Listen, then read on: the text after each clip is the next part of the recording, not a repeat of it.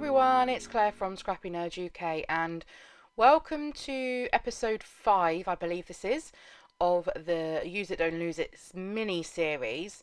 And I think this is going to be the last video in this little mini series. I have made, these are the ones that I filmed anyway, and I have a couple of base pages as well that I haven't actually got a chance to use, but I will.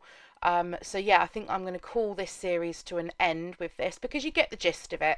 I've gone through how to pull some papers together and how to make some DIY embellishments with those, and then also I think this is the third layout I've shown you with using those DIY embellishments. So what I'm doing here is I'd gone through the box and I'd actually fussy cut out a whole load of these flowers, and some flowers did make it onto the DIY embellishments, like the clusters, and other ones I just had loose because I knew that I could use those in a layout as they were, on a layout as they were. So I'm going to make a wreath with all of these flowers. Now there are a mixture of flowers with a black outline, and there's also some gold foil ones in there. So I don't think you can really see very well, and these colours go massively haywire on this video. I'm not sure why. Something to do with the white balance, and I could not for the life of me fix it. So apologies that these colours go. You can see there it goes dark as soon as I move my hand away. I think it's to do with the white balance and the focus. So apologies, but you get the gist of it. So all I've done is I've just grabbed a plate, which is one of my favourite things to do, is just to use a plate or use things around the house to help. And I use plates all the time if I want to draw a circle. So I just grabbed a little side plate and drew around it as lightly as I could with a pencil, and then I'm just using 3 distress inks to alternating them that matched the colour of the butterflies that I pulled out of my box of goodies. And I think I went with squeezed lemonade, salvaged patina, and kitsch flamingo. I think my favourite blend of colours, these 3. So next up, it looks a bit of a hot mess with that circle on there, but don't worry, I am going to overlay quite a lot of that with the flowers. I just want to make sure that I have that colour peeking out of the outside of the wreath, which I do. And then I want to add in some messy splatters. So I'm just using here, this is just a non-stick oven sheet. And I use this for my mixed media, for my splatters. So just add some of that ink down onto that non-stick sheet, and then add a couple of sprays of water, and then I just use a paintbrush to apply those. And then what I do is I use this paintbrush, and I think that I've been asked a few times before about how to get the best splatters, and I'm not the expert, trust me. But I'm happy with my splatters because I have upgraded my paintbrush. So I bought some new paintbrushes, I think a couple of years ago, and it makes such a difference. And so with this, I splatter to get some really small splatters, and then I dip my paintbrush in where there's a big puddle of that ink, and then I use that to add some bigger splatters instead. So they're more controlled and it works fine. So I'm just going to do the same. So I'm going to keep the splatters in the areas where the main colour is around the wreath. So just the teal with the teal, and the pink with the pink, and the yellow with the yellow. And then exactly the same technique again with the splatters first, the little splatters first, and then I'll come back in with the bigger splodges of the ink. And by the end of the video, I accidentally smushed a couple of my little things because I was just too impatient. And this is the problem.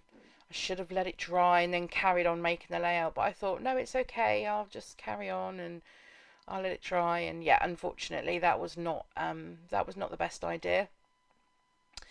You'd have thought lesson learned. I've done it so many times before, but hey, it's fine. It's a little splodge of ink. And if I'm really that fussed about it, then I can always cover it up with something, an embellishment. So next up, I'm using this photograph here of my nephew carrying my little dog around. And I pulled out some coordinating papers. This is just from that bag of scraps from the first video. And I just go with that minty green in the end, which is the closest match that I had in there to the colours for the inks that I've used. And I looked at the pink and the yellow, but I just thought it's just going to detract too much. So, and that worked perfectly because that is exactly where the photo was destined to sit, on the right hand side, and that sits right within that teal green cluster. And then next up, I'm coming in with the butterflies, and I am doing a tone on tone effect as much as I can. So there are some that are like that greeny colour, and so I'm putting those in the green section, the pink and the yellow and the yellow. I do start off with using the double-sided tape, but then I switch to wet glue. So with the butterflies, what I do is I bend the wings up. So I bend it in the middle, and then I just apply glue to the middle bit. So it gives it a bit of dimension, a bit of shadowing behind those butterflies.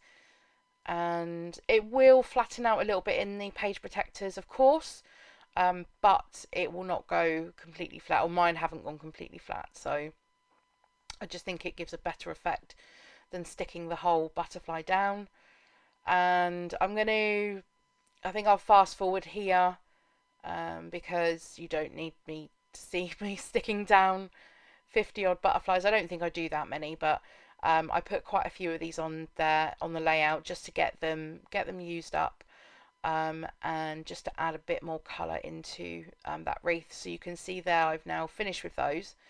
And then what I'm doing is I'm just coming back in with a few of these smaller flowers and tucking them in where I think that the wreath needs to be filled out a little more. And you can see on the right hand side that big green smudge, but I'm okay with it. I'm over it now. So next up is the title, and I went digging through my stash, and this feels absolutely great to get some of these used up. These word titles that have been in my stash for years and years and years, it's nice to get them used. So this one here, I just had this this one word here.